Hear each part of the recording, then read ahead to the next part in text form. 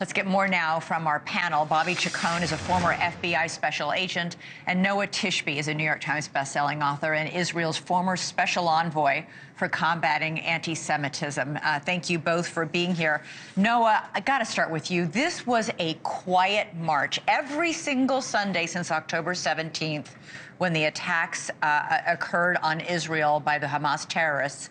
These people who just wanted to call attention to the plight of the hostages still being held, I've got to get your reaction to this.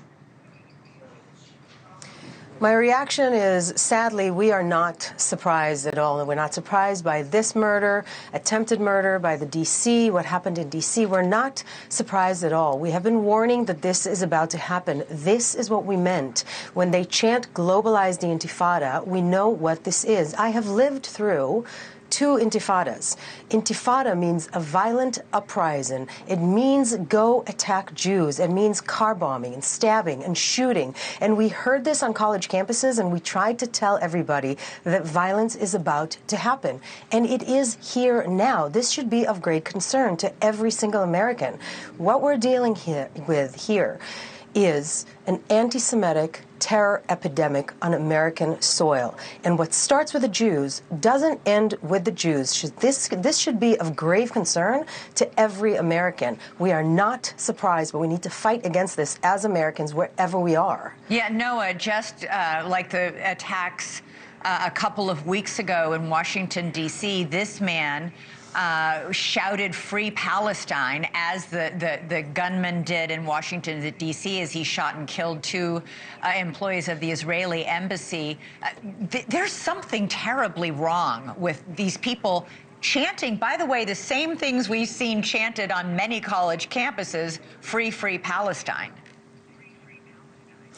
It's the same chant with the same cadence. And just so we're clear, there's nothing wrong with wanting the Palestinians to live freely. I always say that I'm pro-Israeli and I'm pro-Palestinian. These 2 things are not mutually exclusive, but what they are doing is not the same. This is a call to attack Jews. That's what that is. And we have to understand there is a direct correlation between the lies that the media and social media is spreading to these attacks. For example, on May 20th, is when the UN humanitarian chief was saying, completely unfounded, a complete lie, saying that within 48 hours, 14,000 Gazan children are about to die. I was blown away by the statistic. I'm thinking, where did this come from? No idea. Complete lie. The next day, the D.C. shooting. Yesterday, on June 1st, the media picked up a lie by Hamas that 21 Palestinians were killed by Israel in a humanitarian aid center. Again, something that did not happen at all. And later that afternoon, a man tried to set fire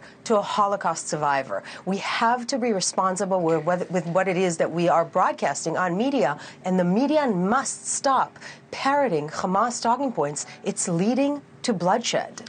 Bobby, this attack involves yet another lone wolf. A man appears to be acting alone, clearly demented and radicalized. Lone wolf attacks are the most difficult kinds of attacks for law enforcement to find out and stop.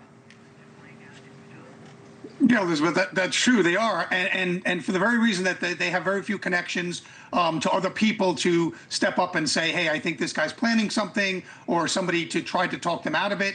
And so you're right. These are very difficult. So where it needs to stop is community leaders, politicians, even the media has to step up. And when things get to the point where they've gotten way too far in what I call these radicalization rallies that have gone on college campuses, in the beginning, they were talking about real issues. They devolved into globalize the Intifada. They devolved into radicalizing people, and then you throw fuel on that. The fuel is these lies that the media repeats, that Hamas wants them to fire people up, and this is the result we have. So yes, we have to stop them.